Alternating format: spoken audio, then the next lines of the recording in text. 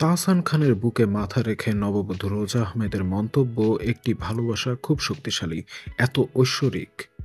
হানিমুনে গিয়ে নিজেদের রোমান্সের ছবি সবার সঙ্গে ভাগ করে নিয়েছেন তাহসানের স্ত্রী রোজা।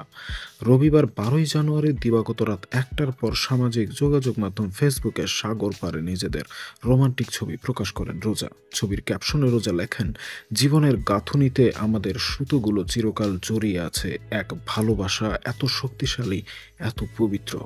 মধুচন্দ্রিমার ছবিতে সাগর পারে লাল পরি মনে হচ্ছে নববধূ রোজাকে। লাল গাউনে ধরা দিলেন তিনি। গত 7ই জানুয়ারি সকালে দেশের একটি এয়ারলাইন্সের বিমানে মালদ্বীপে গেছেন তাহসান রোজা। সূর্যময় দ্বীপরাজ্যে মধুচন্দ্রিমার বিশেষ মুহূর্তগুলো কাটাতেই উড়ে যান এই দম্পতি। মেঘের পরে আলোর ভিড়ে তুমি প্রথম যে